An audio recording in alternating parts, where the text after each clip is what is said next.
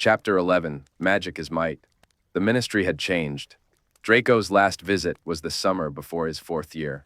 His father had brought him along to meet some key contacts in the Department of Magical Games and Sports. "My son Draco," his father would say to everyone, and Draco would smile, shake hands, and listen as his father mentioned that Draco played for Slytherin. By chance, Cornelius Fudge happened to check in on Ludo Bagman while they were there. They left that day with tickets to the top box tucked inside his father's robes. Draco remembered walking proudly through the large, light-filled atrium at his father's side, feeling like every door was open to him. He had even flipped a galleon into the Fountain of Magical Brethren as they passed by. Now the fountain was gone. In its place stood a huge black stone statue, a witch and a wizard seated on twin thrones. Only when Yaxley led them past the statue's base did Draco notice the thrones were made from countless human bodies, twisted and pressed into each other. Though still, they seemed to writhe like animals. They were naked and humiliatingly so. Their feet, elbows, and claw-like hands pressed into each other's stomachs, breasts, and buttocks. They were muggles. Draco felt the urge to turn to Granger, to distract her before she could see, but she was already stiff beside him. When he glanced again, Mrs. Parkinson's dark eyes were fixed on Yaxley's back. Her lips parted slightly, as if she were counting her breaths. She had seen. "This way," Yaxley said, beckoning them to the lift.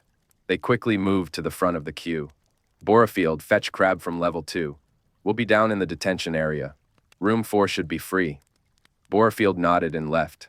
Draco laughed nervously. "Hold on, Corbon. The detention area? Don't you have an office where we could talk?" Yaxley waved off the concern as the lift's golden grills slid open. "All procedure, Charles. No need to worry." There was a hint of pleasure in his voice. Before the doors closed, Draco stole one last glance at the great golden clock in the atrium. He and Granger had managed to sneak a 3rd dose of Polyjuice potion during their long walk through London to the ministry. Far longer than he'd hoped. Now they were nearing the hour. 10 minutes before they'd need to refresh their disguises. Draco wondered if he could uncork his flagon under his wide sleeve. He saw Granger fiddling in her pocket, altering the coin the D.A. had made, sliding her fingertip around its edge to raise the numbers. They had a simple code: safe, in transit, in danger, emergency, or captivity. Now they were no longer in transit. Draco wondered which status Granger would choose.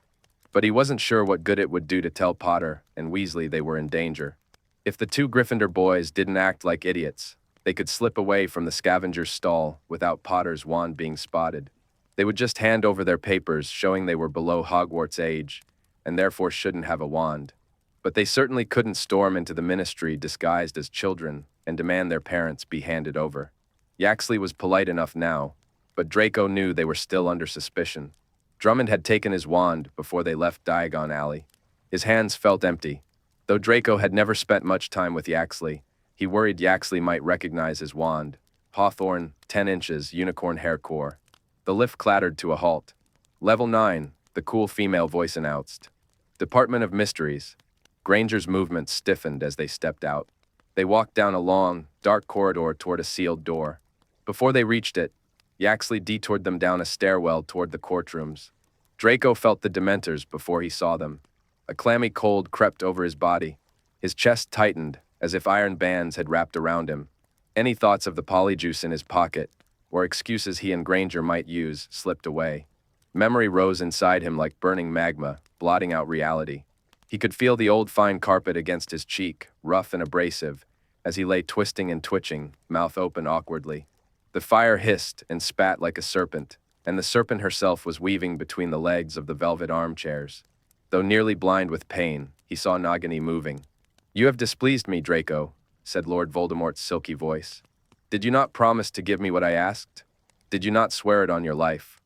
On your beloved family's life?" Draco gasped, "I. Did you not promise me the life of Albus Dumbledore?" "Yes, but I need more T.I." "Yes? Yes, what?" The Dark Lord's cold voice held a cruel smile. Now, Draco. Where is your courtesy? Where is your respect for your master? Crucio." Draco screamed. The pain skated over his skin like 1,000 fine cuts. It was inside him, splitting bone and skewering nerve. It lasted 10 seconds or several minutes, or maybe a lifetime, until it lessened enough for him to speak. "Yes," he sobbed, "and my lord." The wand lifted. Draco was drenched in sweat, limp and still. The pain was gone. Tears ran down his face. He heaved, lying on the floor, but nothing came up. He heard voices beyond the door. His mother screaming at Bellatrix, and Bellatrix yelling back. Yaxley's voice cut through the memory. Expecto Patronum. Silver vapor returned him to the present. Draco's mouth was still open as in the memory. Sweat coated his clammy forehead. He wiped it with his forearm and felt his fingers twitch. Something gripped his other arm. He looked down and saw Granger holding him just above the elbow. When had she done that? He realized with a small shock he was leaning heavily on her. Her body strained to hold Mr. Parkinson's frame. As Yaxley's silvery Patronus continued, the tightness in Draco's chest eased, and his legs carried his weight again. But Granger didn't let go, holding him like a wife steadying her husband. Her face was drawn, but steady. Yaxley seemed satisfied by the vapor and kept casting the charm as they walked into the courtroom halls. The silver light reflected off the dark tiles.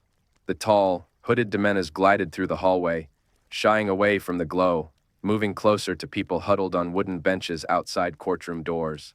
Draco watched their terrified faces lit by Yaxley's incorporeal Patronus. Some had tear tracks on their cheeks. One boy, no older than 11, buried his face in his mother's arm, his shoulders shaking. Draco focused on Granger's grip, the simple feel of her hand through his robes. She held on tight. Typical Granger. But the human contact anchored him here, in this moment, far from the dark year. As they neared the end of the hall, Draco noticed the other ministry official, Drummond, was trembling. He stopped often to lean against the wall, and hardly seemed to notice them at all. Draco, pretending to pull his arm away from Hermione, pressed his palm against her pocket, slipping the flagon into her hip. She met his eyes, then glanced toward Drummond. Following Draco's look, she gave a slight nod. Draco uncorked the flagon in his own pocket. When Yaxley moved ahead to knock on the door marked with a brass number 4, Draco and Hermione turned briefly away, pretending to look down the crowded hall, and took quick swigs from their flagons of polyjuice potion. The flagon felt painfully light as Draco slid it back into his pocket. They had this hour, but for how much longer? Though Yaxley had said the room should be free, the door opened at his knock to reveal a little witch with wild gray hair. "Oh," she said, looking flustered, "Yaxley. We weren't expecting you back until..." She stepped aside, and Draco saw who sat at the table behind her, absorbed in what looked like a family tree.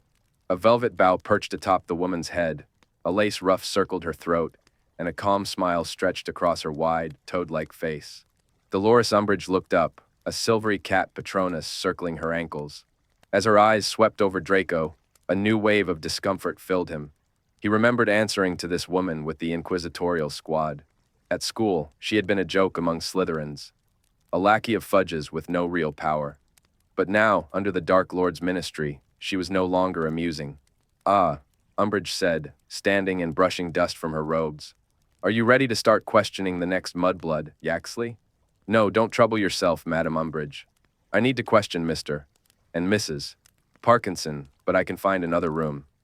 "Oh, no need," Umbridge said with a simpering laugh, rolling up the family trees. "Mafalda and I will just call another Auror if you're unavailable. We should get on, or we'll be here until closing. We don't need another Wednesday, do we?"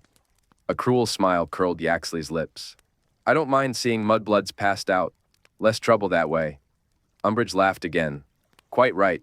Come, Mafalda. We'll get our files and begin." She beckoned a girl with quill and ink who followed closely. Umbridge paused in the doorway, glancing between Draco and Hermione.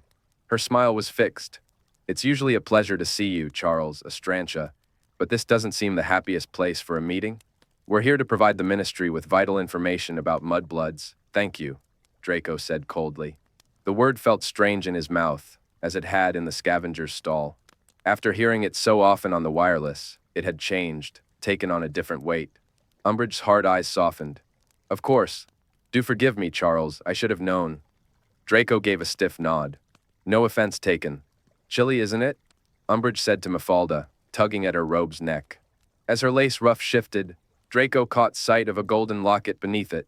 It was inscribed with a fancy letter S, and set with glittering green emeralds. Granger gasped softly. Draco cleared his throat to cover it. When Yaxley entered room 4, Draco had to grasp Granger's elbow to steer her inside.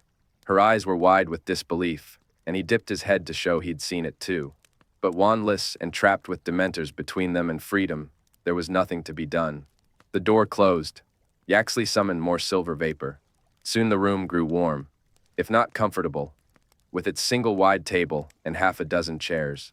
"Please," Yaxley said, motioning to the table. "Sit." Draco sat beside Granger. Yaxley took a seat opposite and placed Granger's wand before him. Drummond hovered near Yaxley's shoulder. "Now," Yaxley said, "tell me exactly where you bought this wand, Mrs. Parkinson." Granger tucked a lock of dark hair behind her ear in a practiced way, so much like Mrs. Parkinson that Draco could almost hear her telling Pansy not to slouch. "Well," she said sharply with a faint note of irritation, "I think that should be obvious." "Is that so?" Yaxley said coldly. "Then enlighten me. You saw us in the Scavengers Guild 20 minutes ago, didn't you?" Granger looked at her wand. "They carry wands, and that one caught my eye. It reminded me of my old wand.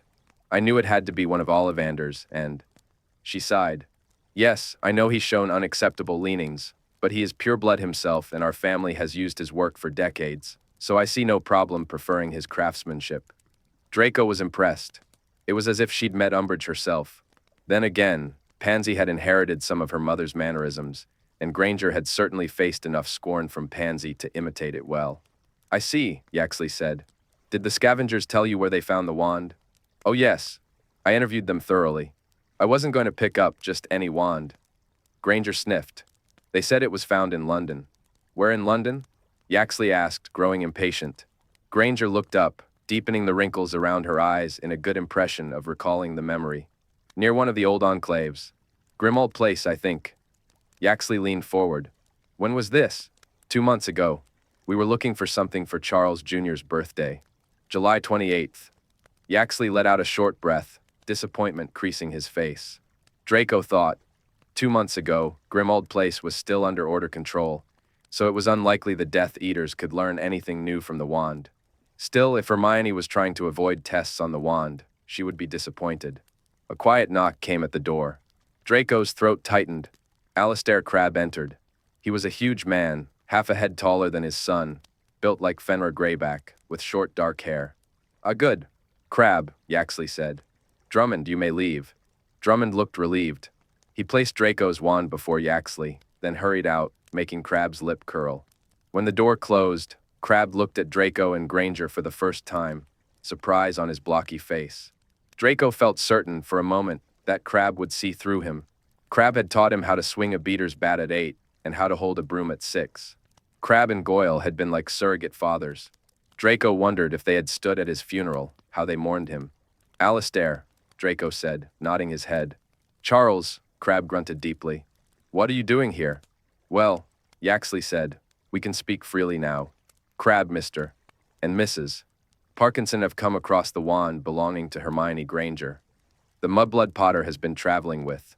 She would be a very valuable hostage to the Dark Lord, most valuable." "Potter?" Granger's dark eyes went wide. "We could help him find Potter?" Crabbe sank into a chair that groaned under his bulk. Beside him, Yaxley looked almost delicate, and when Crabbe picked up Granger's wand, it looked like a twig in his beefy fingers. "Could we track where it's been?" he asked in his deep, soft voice. "I thought of Priori Incantatem," Yaxley added. "Someone from Magical Accidents and Catastrophes. They'll cast a stronger Priori Incantatem than most." Crabbe nodded slowly.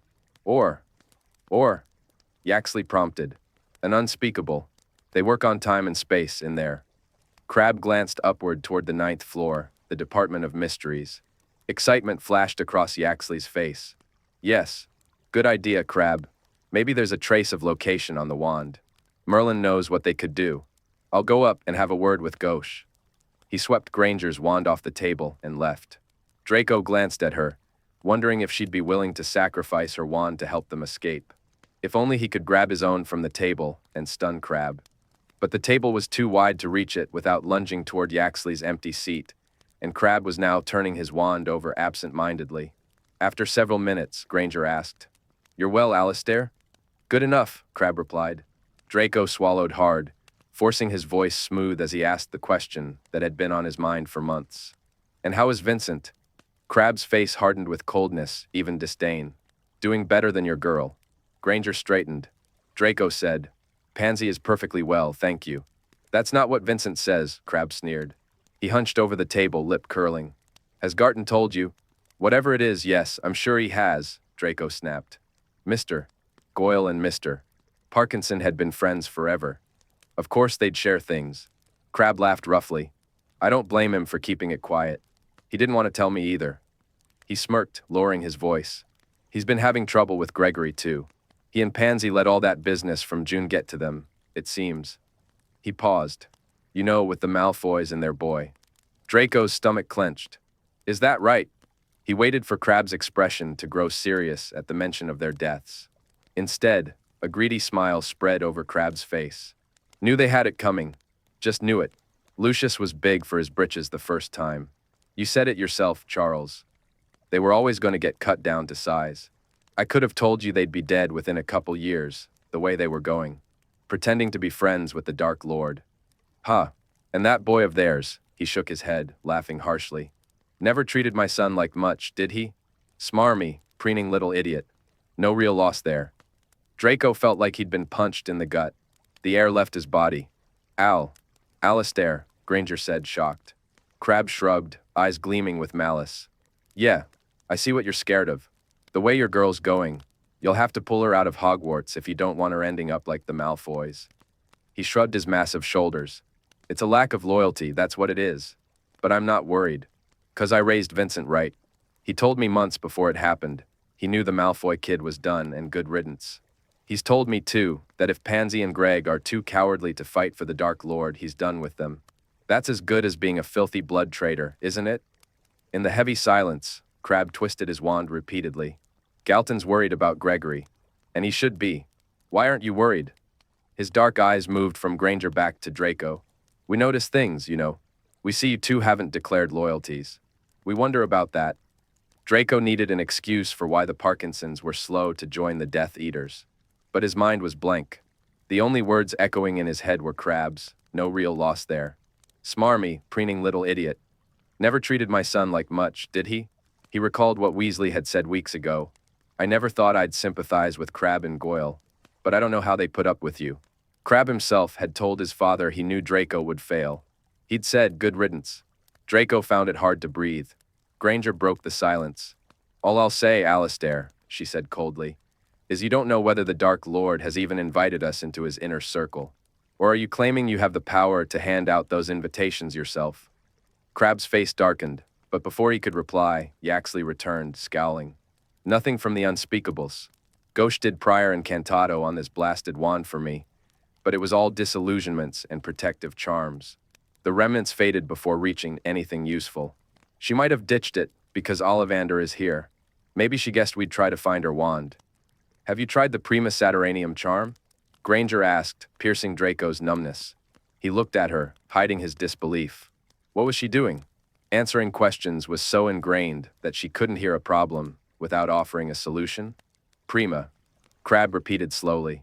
Saturnanium, she finished, raising her dark brows between him and Yaxley. You do know I was a specialist at the Assembly for the development of experimental charm work before I had the boys. Draco's disbelief turned to curiosity. Pansy's mother had no such expertise. Granger was up to something. He glanced at Crabbe, worried he might remember that Estrantia Parkinson had never been part of the Assembly. No, Crabbe wouldn't know. He barely kept track of his own wife's activities. What does this charm do? Yaxley asked. It measures the connection between a magical object and a living being, she explained. If the Granger mudblood had a strong enough bond with it, it could be used to track her through that link. It was a highly experimental charm. Not taught, and even I sometimes struggled with it, but I'd have thought someone like Ghosh. But you can do it, then? Yaxley asked sharply, excitement rising. Not really. I had trouble with it myself. A decade ago, Granger said, pursing her lips. Crabbe stood, looming over them all. He squared his broad shoulders, making his robes strain. Do you want to help the Dark Lord, he said quietly, or not? Granger swallowed and dropped the disdain from her face.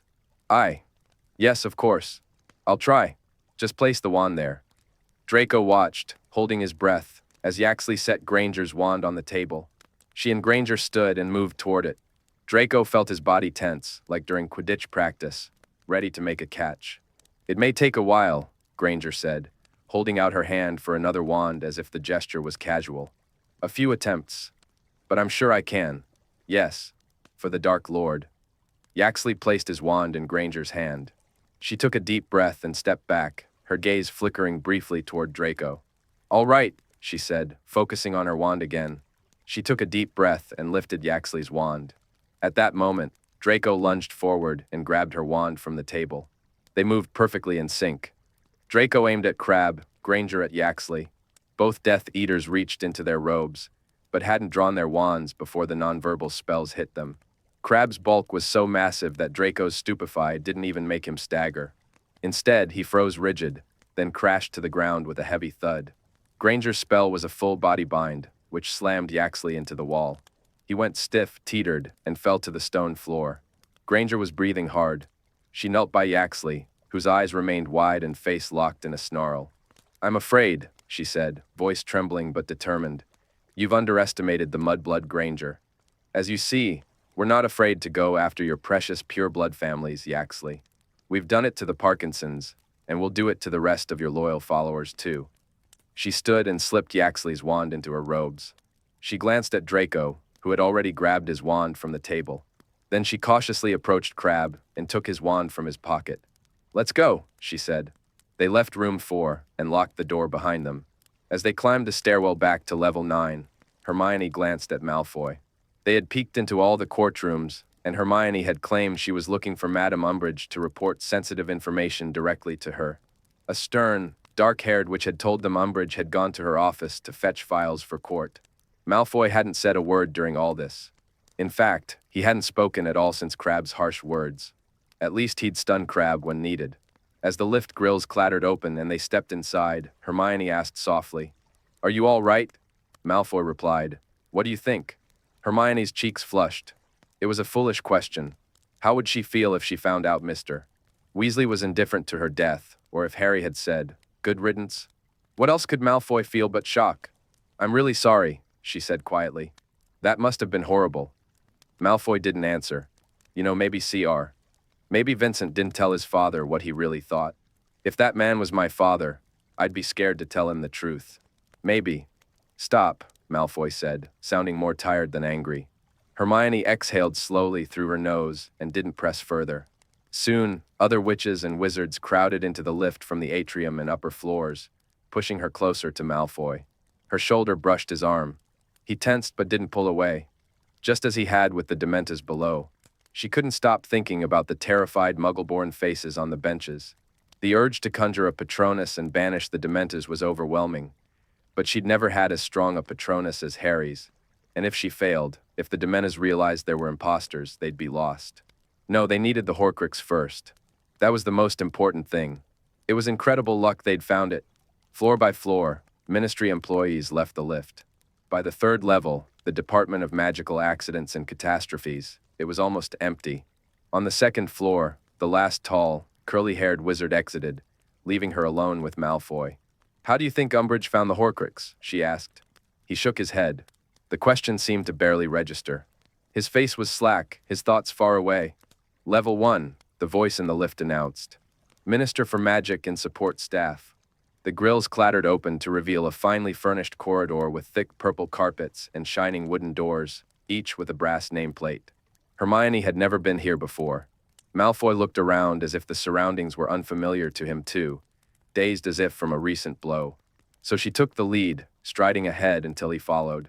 "If we catch Umbridge in her office," she whispered, "I bet we can overpower her. Then we take the Horcrux and get out as fast as possible." He didn't answer at first. Then, as they turned a corner into an open area filled with neatly arranged desks, he muttered a rough, "Yeah." Workers waved their wands in perfect rhythm, sending brightly colored papers to rise, fold, and stack neatly. Hermione's eyes caught the pamphlets on one desk, their headings reading, "Mudbloods and the Dangers They Pose to a Peaceful Pureblood Society." An illustration showed a smiling rose strangled by a snarling weed. Anger burned in Hermione's stomach, but she forced calm. They were here for the Horcrux.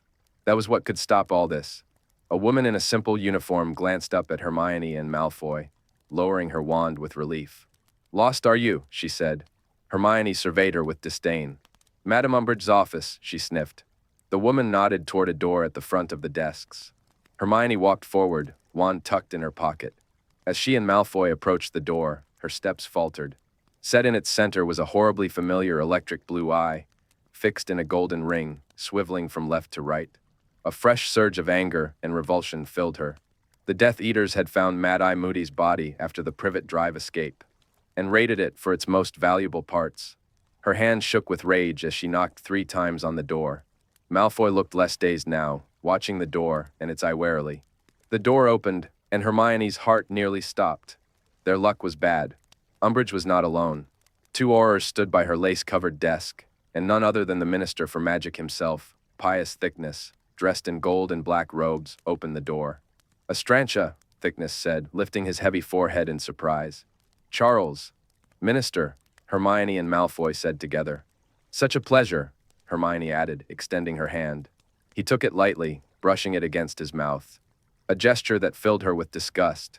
She reminded herself he wasn't responsible for all this. He had been head of magical law enforcement before, but he was under the imperious curse, and without the original caster, they couldn't break it. Knowing this didn't ease the chill she felt when meeting his blank eyes. Thickness stepped back, letting them enter. The office was full of unwelcome memories, adorned with kitten plates and floral decor like Umbridge's Hogwarts office.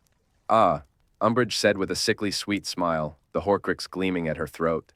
"Minister, the Parkinsons came in to give information on wanted mudbloods. I trust everything went well, Charles?" "Astrantia?" "Very well, Dolores," Hermione said, struggling to keep the surge of hatred from her voice. "We thought we might ask for a..." Her voice faltered as her eyes landed on a poster of Harry's face, labeled undesirable in O1. Then they shifted to a book resting atop a bookcase. Familiar blue eyes stared back at her from the cover, lifeless and empty, just like the memory forced on her when the Dementors drifted past in the courtroom hall. The book's title read The Life and Lies of Albus Dumbledore with a subheading, by Rita Skeeter, best-selling author of Armando Dipbet, Master or Moron. Umbridge followed Hermione's gaze and smiled wider. "Astrantia," she clucked her tongue. "Do you mean to tell me you haven't read it yet?" "Not yet, unfortunately." "We can't have that. It's simply marvelous."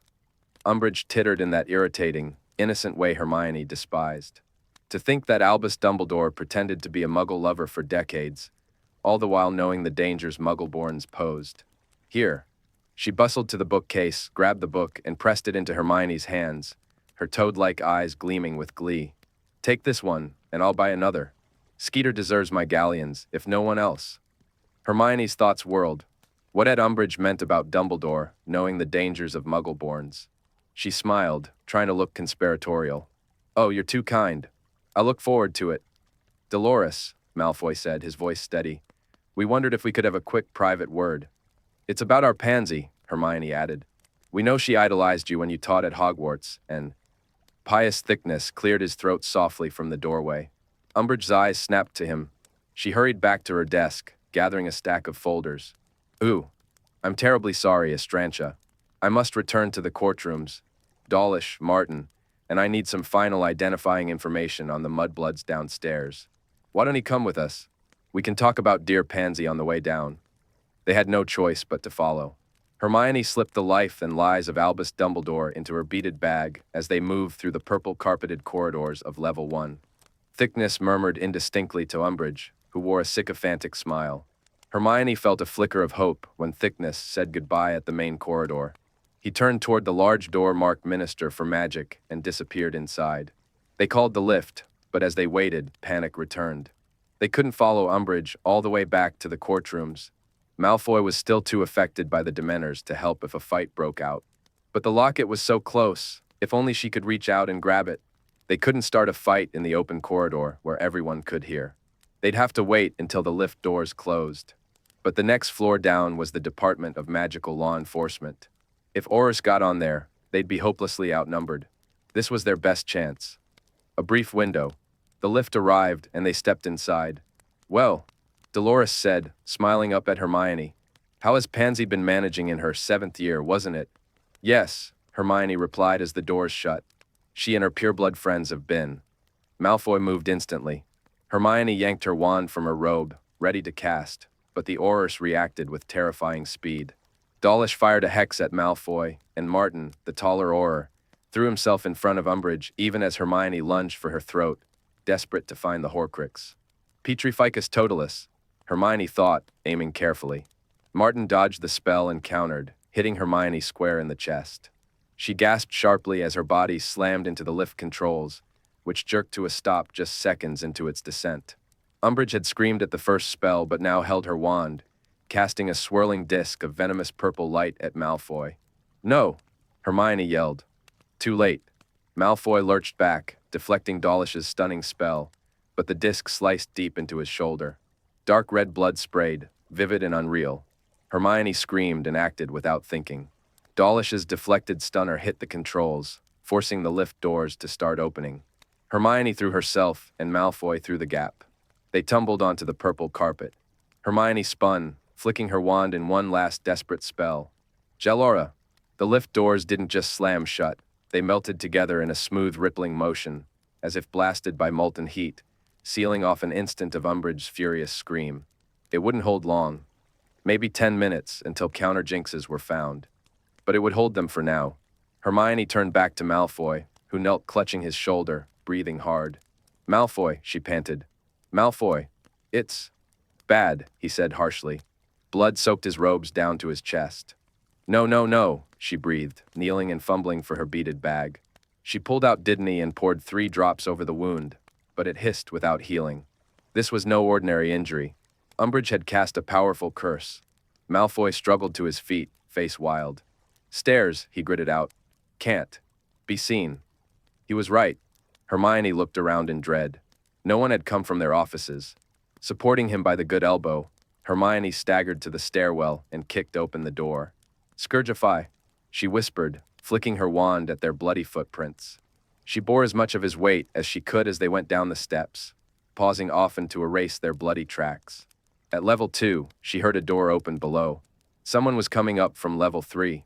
She tapped Malfoy and herself on the head, disillusionment charms hiding them, and slipped through the level 2 door. The Department of Magical Law Enforcement was starkly different from level 1's plush carpets. Down a short corridor, heavy oak doors swung open to reveal a loud, crowded room filled with cubicles. Voices echoed off dark hardwood floors. In the center was a boxing ring, surrounded by shimmering enchantments, where 2 Aurors dueled. "In here," Hermione whispered, dragging Malfoy's sagging body toward a narrow, unmarked door. They slipped inside an ordinary broom cupboard. "Colloportus," she gasped, locking the door. "Muffliato," she added. Under the flickering orange orb, Hermione removed their disillusionment charms. Her skin tingled and bones stretched as the polyjuice potion wore off. Malfoy faded back to himself, and the sight terrified her. He had collapsed against a pile of wooden crates, agonized sounds escaping his half-open mouth. His lean frame swam in mister. Parkinson's oversized robes, stained with blood trailing up his neck. All color had drained from his skin, leaving him marble white. His arm hung limp, fingers twitching. In the flickering orange light, his pale eyes were wild, fixed on her.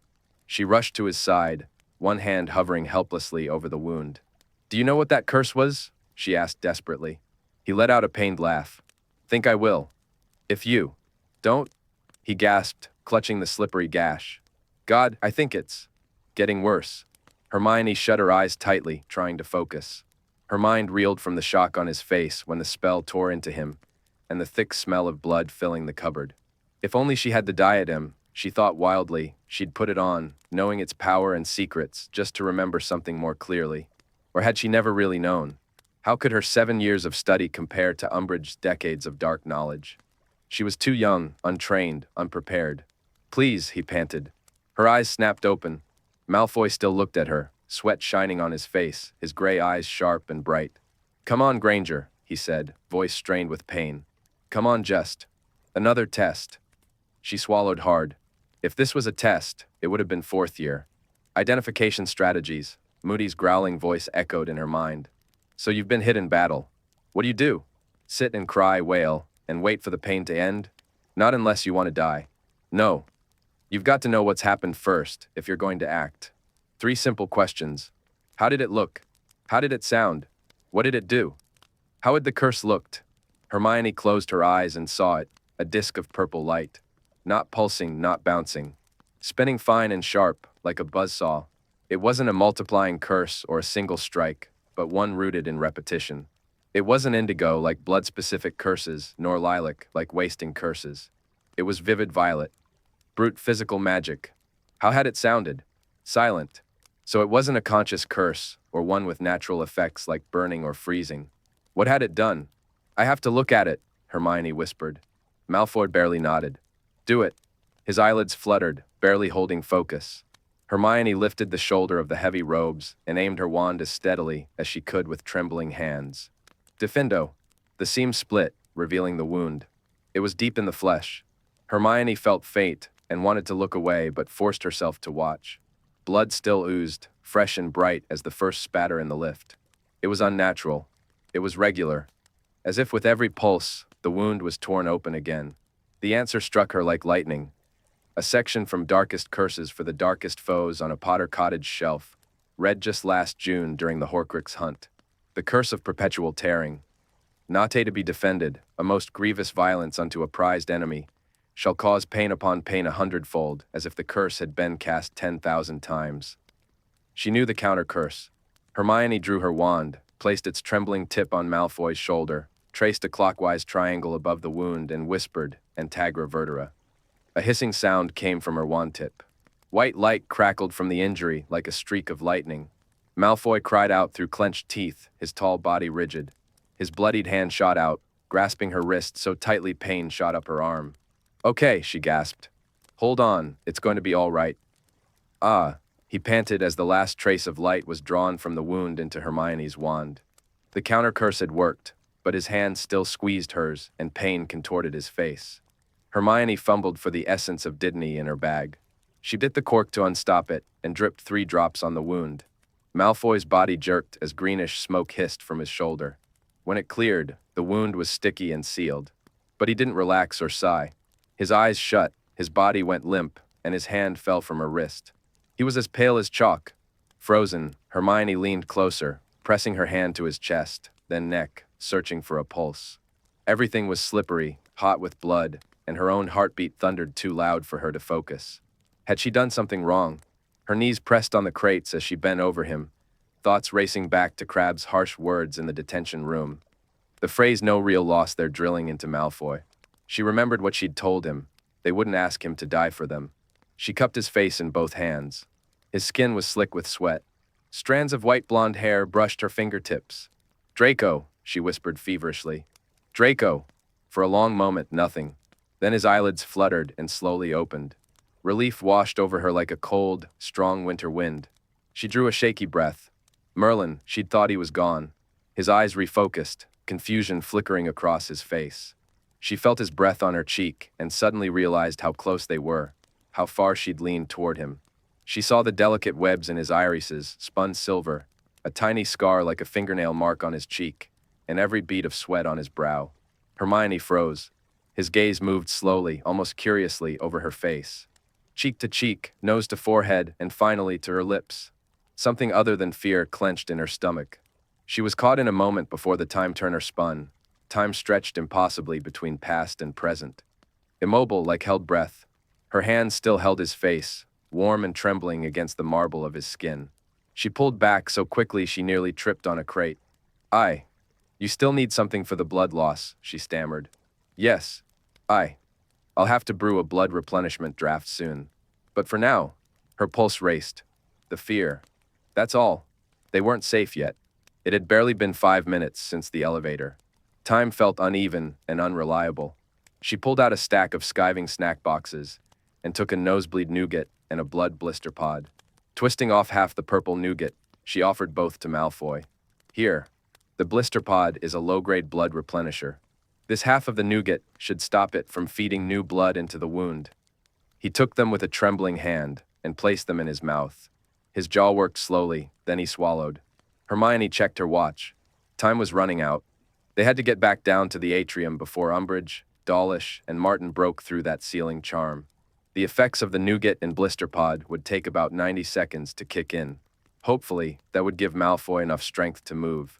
Hermione wished she could use Renervate to revive him, but that spell irritated wounds and would likely reopen his shoulder injury.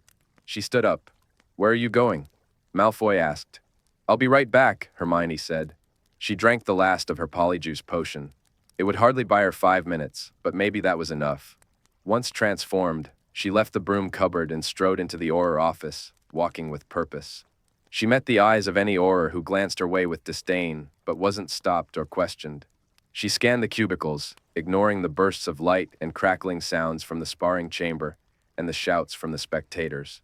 Rounding a corner, she saw her, Nymphadora Tonks, her hair as blue as an evening sky, frowning over a stack of paperwork. Hermione hurried to her cubicle, decorated with photos of Tonks and Lupin smiling, maps, and charts. Nymphadora Tonks? Hermione said sharply. Yeah. Tonks looked up. Hermione waited for another bang from the sparring chamber. As voices shouted in the aftermath, she lowered her voice and whispered, It's Hermione Granger. I'm under polyjuice. Tonks paled. Hermy. What in the name of Merlin? We need to get out of here. They've figured us out. The alarm will sound any minute. Is there another way out besides the atrium? Tonks asked no more questions. Quick response exit, she said immediately, her voice low.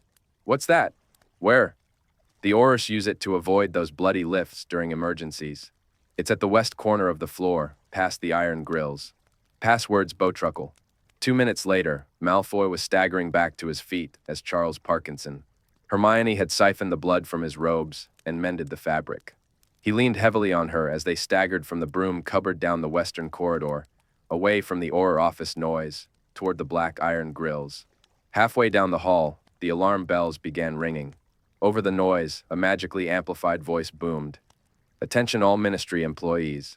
2 highly dangerous fugitives have broken onto Ministry premises and attacked members of the Ministry. They are armed and Hermione and Malfoy didn't wait for more. At the first bell, they broke into a sprint. Malfoy's face twisted with pain. Doors flew open all along the hall. Bowtruckle! Hermione gasped. The grills ahead sprang apart, revealing a massive black hearth. A silver box of flue powder dropped on a metal arm. Hermione glanced back at Malfoy, who cradled his arm, face twisted in pain. She climbed into the grate as the Department of Magical Law Enforcement officials began shouting, pointing, and chasing after them. Malfoy climbed in behind her. Parkinson Estate, Hermione said clearly. She threw the flue powder onto the grate, and green flames erupted around them. By the time they staggered out the other side, Hermione's skin began itching and bubbling, melting and transforming. Harry and Ron, waiting before the hearth, jumped up, mouths open. No time, Hermione panted. Help me with Draco. He's badly hurt. We need to leave now. They'll be here any moment. Harry nodded, grabbed them by the elbows, and turned on his heel. Just before they disapparated, Hermione caught a glimpse of the sitting room. Harry and Ron had done their job well. The place was in ruins, and the Parkinsons lay unconscious among the wreckage. This was part of the plan, if things went wrong, make it look like the Parkinsons had fought hard. Hermione hoped it would be enough, but she had a sinking feeling it might not. They stepped out of the darkness into the back garden of number 7, Hartbridge Way. Hermione doubled over, gasping for breath, finishing her transformation back into herself. When she caught her breath, she stood and looked around. The sun shone high overhead. The grass and tall hedges were lush and green. The twins' tent tassels swayed gently in the breeze. The relief of being back at headquarters was almost physical, as if released from a vice. She took a long, slow breath. They were safe. She glanced at Draco, who was also transforming back, looking nearly delirious with pain. You need to rest, she said. Ron, Harry, help? We'll get him, Ron said. They ducked into the tent, Draco supported between Harry and Ron, Hermione holding the flap for them. Ow, Draco muttered through clenched teeth as Harry jostled his arm. Merlin, watch it, Potter. I thought you were supposed to be coordinated. And I thought you weren't supposed to act the hero. Draco made a disbelieving noise. I wasn't acting the...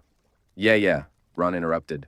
Hermione followed them into Draco's room, where they helped him out of his shoes and blood-stained robes.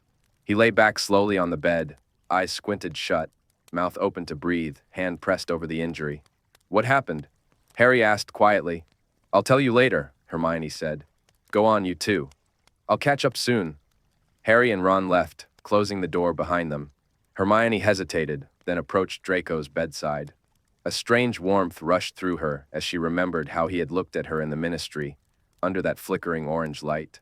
Well, she said, That could have gone more smoothly. A pained smirk twitched at Draco's mouth. You don't say. He settled back into the pillows, face tight with discomfort. Didn't even get the bloody Horcrux. But we know who has it now. Yeah, great. So now you three have to rob a top ministry official who'll be guarded every hour of every day. Especially now that she's a known target. Can't see how you could possibly fail. It's funny, Hermione said, tapping her chin mockingly. How you say you three. As if you won't complain about our plans, criticize how we do things, and somehow end up involved. What are you suggesting, Granger? She shrugged innocently. Oh, I don't know, she said. Maybe being the arrogant little snot of the group doesn't mean you're not part of the group. For a moment, Draco looked disturbed by that. Then he yawned exaggeratedly to cover it. Yeah, well, he drawled. I think it's time I retire from the group. With this injury, I doubt you're grateful enough. Maybe I'll just sit in the garden, watch you flop around uselessly, and wait for you to come crawling back. That'll never happen. Oh, really? Why? Because you always need to have the last word, Malfoy. Which, I hate to say it, means you're the one doing the crawling back. Excuse me? I always need the last word. Granger, have you talked to yourself lately? No, I haven't. Is that something you do in the mirror? Is it fun? Draco glared up at her. Granger, are you not going to let me rest, even with an honest-to-God war wound to nurse? She held back a smile.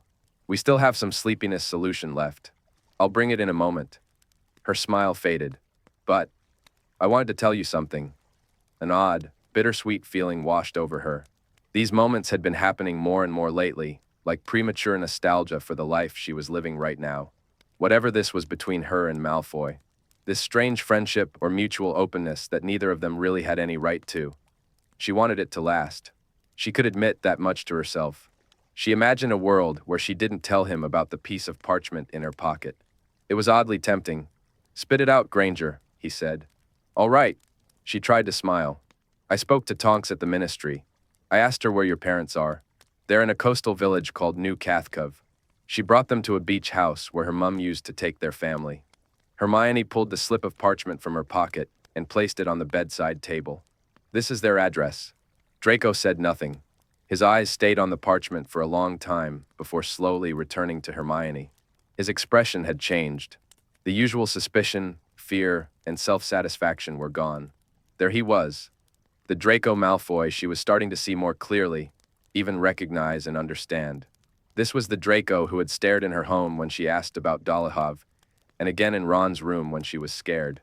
The Draco who had been shaken by the Phoenix song. The Draco who had told her, blank-faced in the sitting room, what it felt like to live on the edge of death. He could open up, bit by bit, set himself ajar. He was the one who had said her name to bring her back to herself. But she had given him the parchment, and that was the end of it. Any trust between them was nothing compared to 17 years of upbringing and a lifetime of being taught pure-blood superiority. He would bring his parents here. He would be theirs again. The old Malfoy would be rebuilt on centuries of ancestry and tradition. This fragile Draco, the one she saw now, would slip back into the darkness behind his mask and, like ice melting in water, disappear. Get some rest, she said. But she looked at him a moment longer, wanting to remember the sight.